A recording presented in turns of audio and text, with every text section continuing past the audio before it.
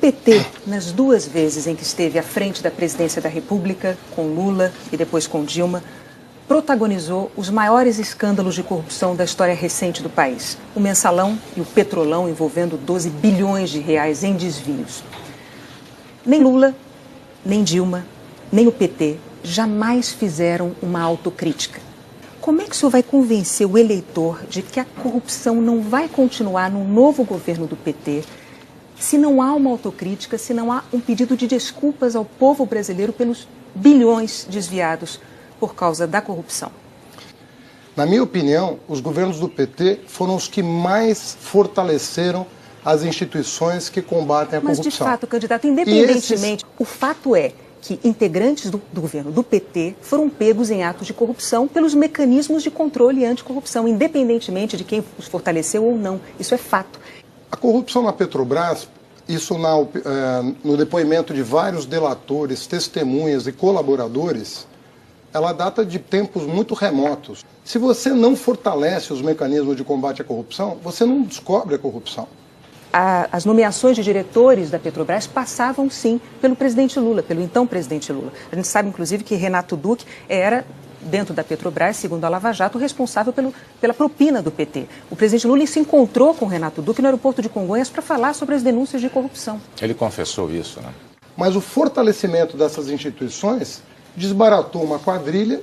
Entre presos, condenados, investigados e réus na Lava Jato, o que é que tem do PT? Tem 2 ex-presidentes da República, Lula e Dilma. Tem 11 ex-ministros. Desses 11 ex-ministros, tem 2 ex-ministros da Fazenda, Guido Mantega e Antônio Palocci. Tem 4 ex-presidentes do Partido dos Trabalhadores.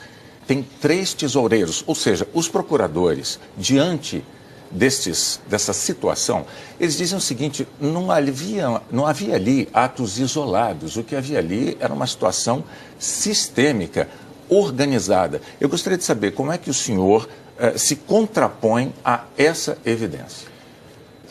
O financiamento empresarial de campanhas criou uma série de brechas que permitiram a pessoas tentarem ajudar o partido de forma irregular e outras enriquecerem pessoalmente.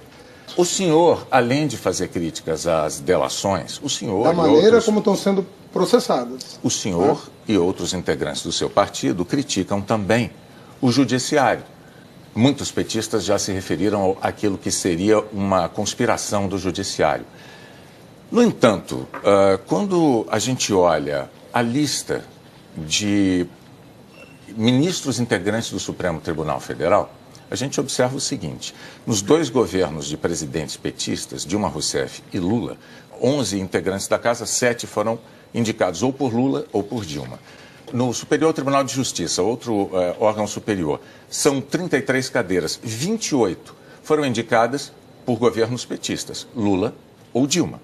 Dos 141 atuais desembargadores da Justiça Federal, 141, 92 foram indicados por Lula ou por Dilma. E mais, no TRF4, ele é simbólico, porque o TRF4, em segunda instância, condenou Lula, e ele tem quantos integrantes? 27 integrantes. Dos 27 integrantes do TRF4, 22 foram indicados por Lula ou por Dilma. Houve uma conspiração no judiciário ou houve uma enorme prova de isenção da justiça? O que você testemunha aqui com esses números é que nós nunca partidarizamos o judiciário. O senhor acabou de ser denunciado pelo Ministério Público nessa semana por corrupção passiva, lavagem de dinheiro, formação de quadrilha. O senhor e mais 4 pessoas, entre elas, inclusive, o ex-tesoureiro do PT, João Vacari. O senhor, portanto, é denunciado na Lava Jato. Isso não o constrange como candidato à presidência da República? A Odebrecht e a UTC teve o túnel da Avenida Roberto Marinho suspensa no meu 2º mês de mandato. Eu tinha exatos 44 dias à frente da Prefeitura de São Paulo, quando eu suspendi uma obra por indícios de superfaturamento. Essas 2 empresas resolveram me retaliar e, sem apresentar nenhuma prova, foram ao Ministério Público denunciar. O senhor contou aqui que o senhor cancelou a obra do túnel em São Paulo, uma obra que era de interesse da UTC, o senhor cancelou. E da Odebrecht. O senhor fez isso com 44 dias de governo. Sim, no entanto, dois meses depois, em abril, a Prefeitura de São Paulo, o senhor prefeito, assinou uma obra, ou concedeu uma obra à Constran, Camargo Correia, Constran. Constran pertence à UTC. O senhor fez isso 2 meses depois. Sim, eu licitei uma obra que é um terminal de Itaquera. Um terminal de Itaquera. Sim, da mesma UTC. O senhor está argumentando que não faria sentido, não faria o menor sentido o senhor se beneficiar de ter suas dívidas de campanha pagas pela UTC, porque o senhor cancelou uma obra da UTC. Eu estou dizendo ao senhor que depois de cancelar esta obra da UTC, 2 meses depois, o senhor deu outra obra para a UTC. A maioria do eleitorado paulistano desaprovou a sua administração. Eu lhe pergunto, por que os eleitores devem acreditar que agora, apenas 2 anos depois, de novo, o presidente Lula o indica, isso é um ungido do presidente Lula, como candidato à presidência da República, e o senhor não vai ter, de novo, a administração reprovada pela maioria do eleitorado? Bom, por que o presidente Lula me indicou como candidato a prefeito de São Paulo? Porque, na visão dele, eu fui o melhor ministro do seu governo. O senhor prometeu construir 55 mil moradias e entregou 15 mil. O senhor prometeu construir 43 unidades básicas de saúde. O senhor entregou 12 de 43. No fim do seu mandato, havia quase 500 mil de paulistanos, 500 mil pessoas, esperando para fazer um exame médico. Essa fila era uma fila de 500 mil de paulistanos. Na área da segurança pública, o senhor prometeu contratar 2.000 guardas civis. Prometeu 2.000 e entregou 600. O senhor não cumpriu promessas como prefeito de São Paulo.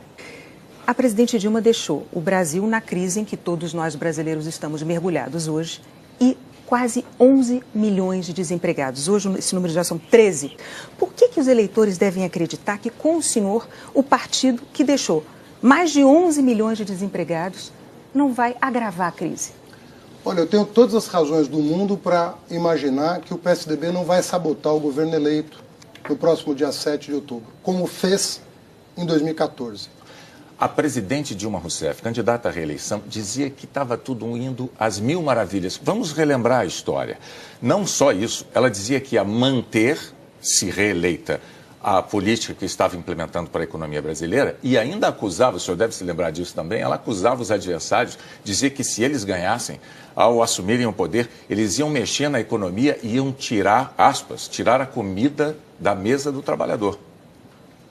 Aí, ela ganhou a eleição. Ao ganhar a eleição, tomou posse imediatamente, tentou corrigir os rumos da economia, daquilo que o senhor mesmo chamou de cavalo de pau. Ela deu o cavalo de pau, tentando corrigir a economia, porque ela precisava ser corrigida, só que aí ela perdeu completamente a credibilidade.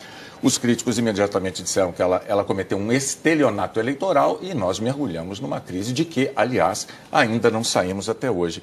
Nós tínhamos a menor taxa de desemprego em 2014. Você está falando de desempregado? Pega a série histórica. 4,9% de desemprego em dezembro de 2014.